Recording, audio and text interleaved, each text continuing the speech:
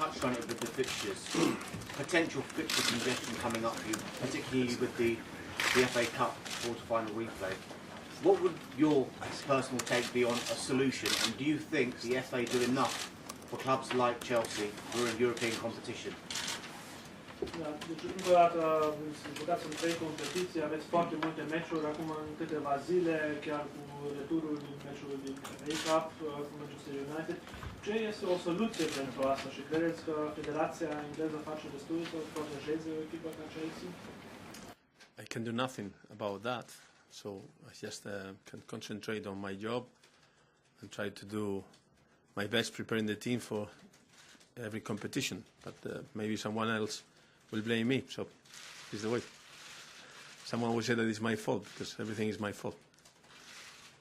Eu nu pot să fac nimic, asta pentru mine e important să mă concentrez la ce pot eu să fac, trebuie să prepar echipa pentru următorul meci, pentru toate meciurile care vin. Este lume care zice că totul este vina mea, poate și asta este, dar eu nu pot să fac nimic. One of the issues from Sunday was the Rio Ferdinand challenge on Fernando Torres that the referee missed. Have you seen it since, and what have you made of the FA's decision not to take any further action? I have seen the incident. Da, duminică Rio Ferdinand a făcut un foul dur la Fernando Torres. Ce spuneți despre asta? Federația nu a făcut nimic. I have seen the incident, but it's not my job to decide. So the FA make a decision, and that's it. We have to concentrate on our job. Did you agree with it though? Am văzut faza, dar asta nu este pentru mine să concentrez, eu trebuie să mă concentrez la ce am. Will not change the decision. If I agree or not, will not change the decision. Nu contează ce vezi, eu nu se schimbă oricum. Of the 3 competitions you're in at the moment, fighting for top 4 Europa League and the FA Cup, is there a priority? Din cele 3 competiții în care sunteți, aveți vreo prioritate? The next game is the priority. So, and Cesar Azpilicueta was talking about physically, mentally, we are ready, and what I have to do is to pick the team for each game and be sure that it's a very competitive team for each competition. Următorul meci este obiectivul cel mai important pentru noi și eu trebuie să găsesc echipa cea mai bună pentru fiecare meci. Asta este ce mă concentrez eu. Rafa, can you give an example of how you've had to juggle in your past managerial jobs when it gets this congested, and what tricks you have to make sure the players do not feel mentally jaded? Ce faceți din experiența dumneavoastră când aveți atâtea meciuri în câteva zile? Cum pregătiți echipa? Ce schimbări faceți? Cum țineți spiritul echipei bun? It depends on your squad, it depends on your players, it depends on the position. So if you play a game each 3 days, you have some time, not too much. Obviously, better if you play each 4 days. If you play each 2 days, I would say that could be the situation. Some players like centre-backs, for example, not only centre-backs, keepers, they can play more games. Wingers, full-backs, even strikers, it's more difficult because it's the intensity that runs more intensity and more meters. So then it depends on the players. If you have a player that is fit and then he recovers quickly, it's easier. If you have a player that is has more. It's older and then he needs more time, so then you have to analyze every single thing and you will decide what to do, and still someone will criticize you because if you lose again, it's he picked the wrong player or whatever. So it's quite difficult. It will be difficult for him to translate everything, but it's quite difficult. But each team is different, and it depends on the player that you have, the positions, and the congestion. Asta depinde de echipă, depinde de jucător, depinde chiar și de poziții. În poziție, de exemplu, un fundaș central sau un portar, ei pot să joace multe locuri, la un jucător atacant e ceva mai dificil, și fundaș lateral, la fel. Când este intensitate foarte mare, trebuie să vezi dacă au capacitatea să joace încă un meci sau nu, dar trebuie să analizezi, asta este lucrul meu cel mai important, să analizezi cu fiecare jucător și după aceea să vedem ce echipă alegem pentru următorul meci. Rafa, when you say, you said early on to the question about fixtures, everyone will blame you. They're not going to blame you for your fixture congestion, are they? It's not going to be your fault. You are clever enough to realize that I was joking, but the question is that it's not if something is wrong, they want to blame me. But I have to manage this too. Nu sper că cineva va spune că este vina dumneavoastră că aveți prea multe meciuri. E bine, eu asta am zis mai înainte, am sperat că am văzut că am făcut doar un banc despre asta, că bineînțeles că nu sunt eu vinovat, dar totuși este lumea care zice că eu sunt vinovat la totul. Este posibil ca Roberto Mancini să vină la acest meci pentru a-l urmări pe fundașul central al serii Vlad Chiricheș. Este un jucător pe care l-ați remarcat și dumneavoastră la meciuri direct și la meciurile pe care le-ați studiat și credeți că ar putea face față în Premier League? About Steaua centre-back Chiricheș, did you notice him in the first game and do you think that Carlo Ancelotti might be in the stands? No, Mancini. Mancini, sorry. Thinking too much about the past. Roberto Mancini, that he might be in the stands, and do you think that Chiricheș would be able to play in the Premier League? We know that he's a good player, and I don't know if he will come or not. But obviously with the TV now and the scout, sometimes you don't need to go, and it's just to send someone else that can give you a report. Da, am văzut că este un jucător foarte bun, dar în ziua de astăzi, în meciurile direct la televiziune, nu e neapărat nevoie ca un antrenor să vină să vadă meciul aici, poate și să trimită pe cineva să se uită la televizor. Anyway, hopefully the report will be bad. That means that he's not playing well, and during the rest of the season he will be fantastic. Sper că mâine seara să nu fie așa de bun, dar în restul sezonului să fie fantastic. M-a surprins cu ceva Laurențiu Reghecan la București și ar face față un antrenor ca el în Premier League. Now about the coach of Steaua, Lorenzo Reghecan, do you think he would be able to coach a team in the Premier League or some other team? I like the team, so I think that he's doing a good job. Obviously it's another country, another culture, another way to do things, but still I think that you can see that he's a good manager. Am văzut că are o echipă foarte bună, deci asta înseamnă că el probabil este un antrenor bun.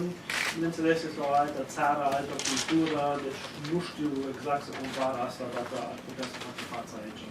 I've got two questions, Rafa. The first is your team news, any fresh injuries, and are you tempted to rest anyone tomorrow night? Apart from Oriol Romeo, the others are available, so we can decide what we want to do. Sunt jucători accidentați sau veți amenajat pe cineva, în afară de Romeo, toți pot să joace. And secondly, Obviously Dembaba, okay, so we'll rest him. Bineînțeles, Dembaba.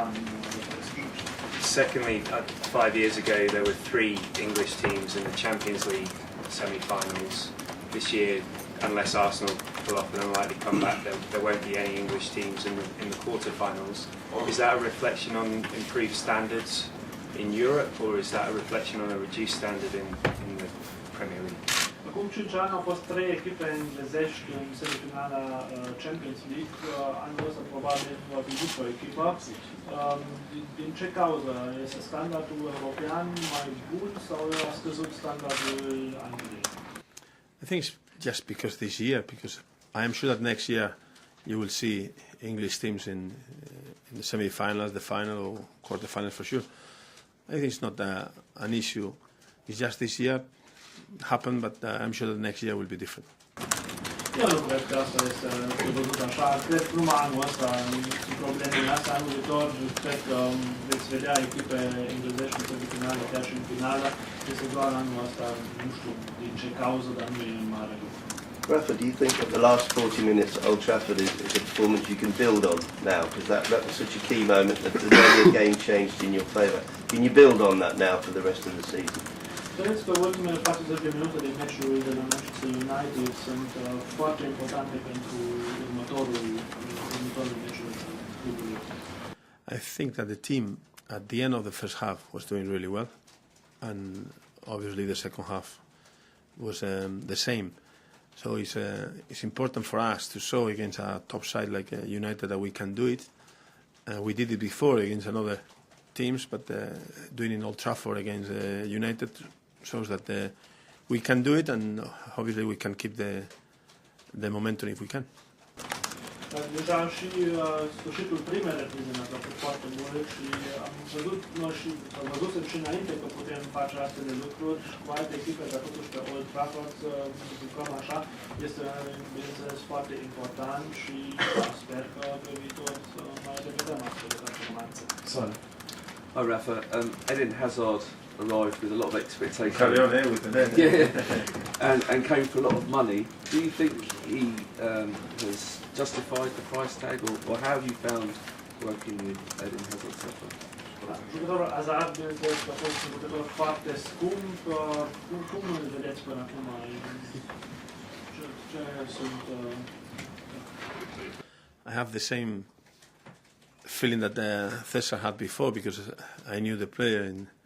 In France we play against Lille, so we knew that was a very good player, and he's showing that here. It's the first year in the Premier League, so it's different competition, different intensity, and still you can see a lot of games that he's doing really well. So the main thing now is he has to carry on doing the same thing that he did the other day, every game, and that means that he will be a very, very important player in the Premier League.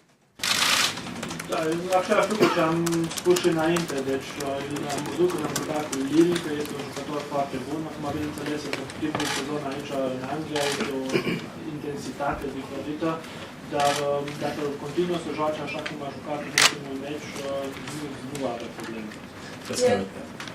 Este dezamăgit că joacă în Europa League și nu Champions și dacă l-a impresionat condiția fizică a românilor, ținând cont că nu se compară cele două campionate a României și a Angliei. Are you disappointed that you are playing Europa League instead of Champions League? And about Steaua Buch't, do you think that they can keep up physically? Nu, dacă l-a impresionat condiția fizică din primul meci. In the first game, Estuve impresionado de la condición física de los rumanos en el primer juego, porque no se compara el campeonato rumano con la Premier League. I understand you, but you have to send to them. yeah. So if you were you impressed from the physical condition of Steaua in the first leg? The first one is we cannot change where we are at the moment. We are in the Europa League, and we will try to do our best. So, Champions League is another competition. Europa League, if you progress, I think it's a good competition, but we have to carry on and go until the end. That is the main thing, and that means that we have to beat Steaua. So we will try to do it. In terms of the condition, we were watching some games, and the scouts they were telling us to be careful. It's a good team. So we knew that it could be tough and it was really difficult. So we will see if we can do our game in Stamford Bridge and if they can cope with the intensity. But still, we have a lot of respect because we know that it's a very good team. Și a prima întrebare, nu pot să schimb eu oricum asta. Champions League este o competiție, Europa League este altă competiție, noi acum jucăm Europa League și trebuie să continuăm până la sfârșit în asta și să încercăm să câștigăm.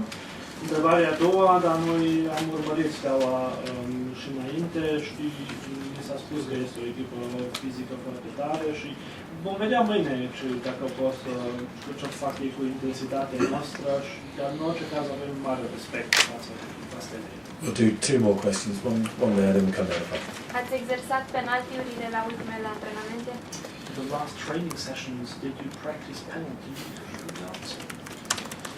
Not really, because I think that the penalties, it depends more on sometimes the heart, and not just the practice. We have enough players that they can take penalties, and we have confidence that they will not go there.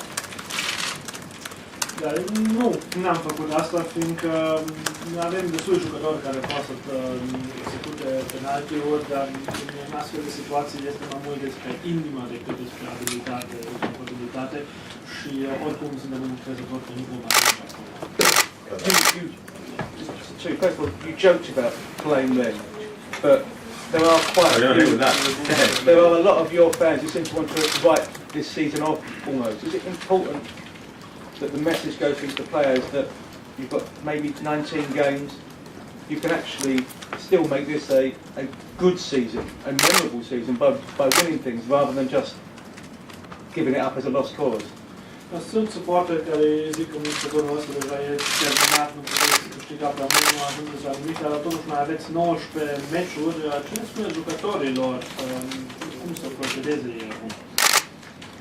I will try to lead by example, so I will concentrate on the next game. That is what I have to do. It's just to be sure we compete in every single competition, and the first one will be tomorrow. Eu trebuie să le arăt jucătorilor că eu mă concentrez întotdeauna la următorul meci și asta voi face și acum și să vadă ei că eu sunt concentrat pentru mine. Can I just ask another sort of completely separate question? There's a lot of talk, this is one that you can answer as a coach, not a Chelsea coach, just a coach generally. There's a lot of talk of a Winter World Cup in 2022. How disruptive would it be for any coach of any team to have a situation where midway through a season you lose players for 8 weeks and then have to get them back together again, and whichever league you're involved with, whichever club you're involved with, for you as a coach, just how disruptive would that be, technically and managerially? Este vorba despre campionatul mondial din 2022, care este vorba că se poate să fie în iarnă. Cât de disruptiv, cât de greu ar fi pentru orice antrenor să aibă așa o situație, că toți jucătorii să plece de la club, la campionatul mondial și după aia să se întoarcă la clubul lor. I can understand the question, but do you really believe that I will give you an answer? So I have to concentrate on tomorrow. That is my priority. So then I will try to concentrate. That's it. I can give you later on, face to face. Am înțeles întrebarea, dar acum nu puteți să așteptați să vă răspund la asta. Eu trebuie să mă concentrez la meciul de mâine și nu. Okay, final question. Okay, Has to be the good one. Is the final one, eh?